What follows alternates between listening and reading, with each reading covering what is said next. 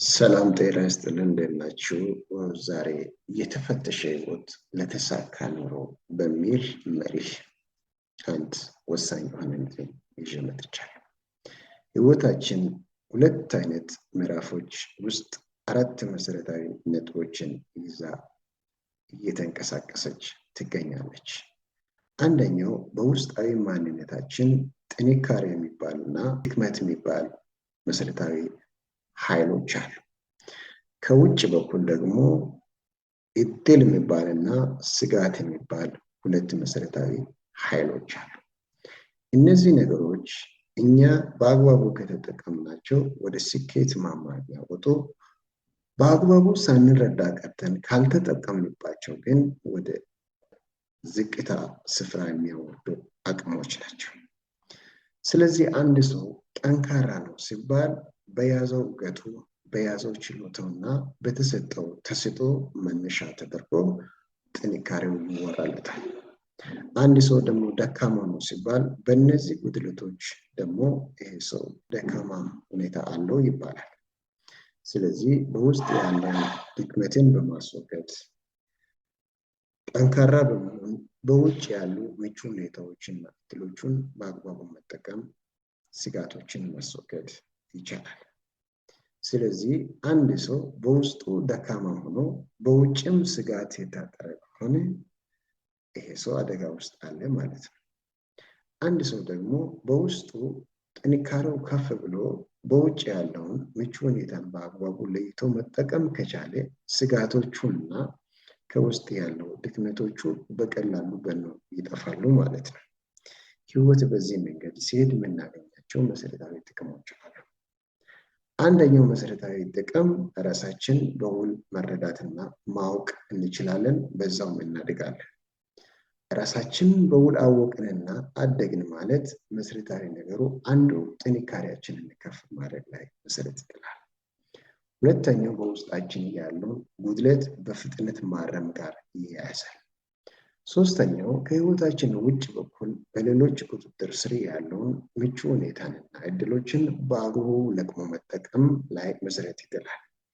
ይህን ስናደርግ ስጋትና አደጋዎች በጥንቃቄ ማስተዳደርን ይጠይቃል። እንግዲህ ሁለተኛው ጥቅም የሆነው መሰረታዊ የሆነ ለውጥ አምጪ ውሳኔ የመወሰን አቅምና ጉልበት እናገኝበታለን፣ ራሳችንን ስንፈትሽ ማለት ነው።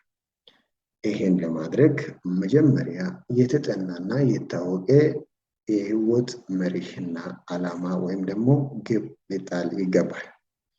ይሄ ዓላማና ግብ ካለ ደግሞ ለስኬት የታቀደ እምርታ መስመር ሊበጅ ይገባል።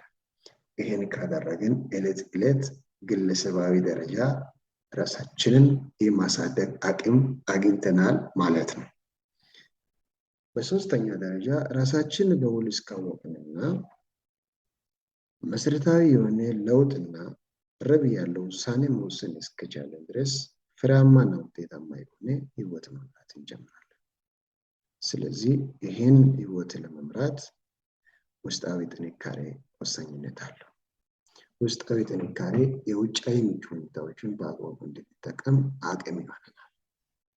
በስተመጨረሻ ድንገት ይሄንን ነገር እያደረግን ባለንበት ሁኔታ ውስጥ አለመሳካት አጋጥሞን ከሆነ ይሄንን እንደ ተስፋ አስቆራጭ ነገር አድርጎ መውሰድ ሳይሆን እንደገና መነሳትን መለማመድ ያስፈልጋል።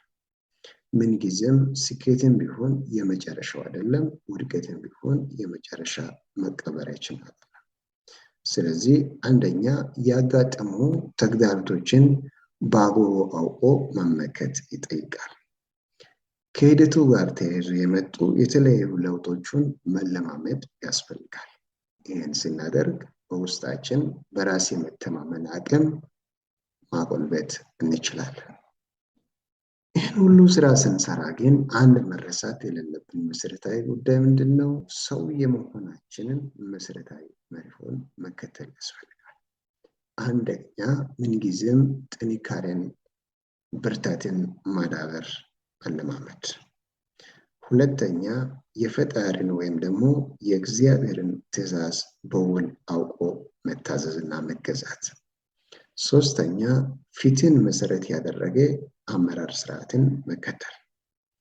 በስተመጨረሻ ተያይዞ የመጣውን ትክክለኛና ውጤታማ የሆኑ ስራዎችን በአግባቡ ይዞ መቀጠልና ከራስ አልፎ የሌሎችን ጭምር ኃላፊነት መውሰድ። ይህን ካደረግን ብርቶች ሆነን ስኬታማ የሆነ ህይወት በቀላሉ መምራት እንችላለን።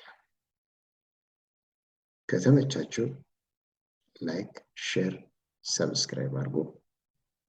ቲኬዲ ሶሻል አፌርስ ኮንሰልታንሲ ኤንድ ትሬኒንግ ኤጀንሲ። አመሰግናለሁ።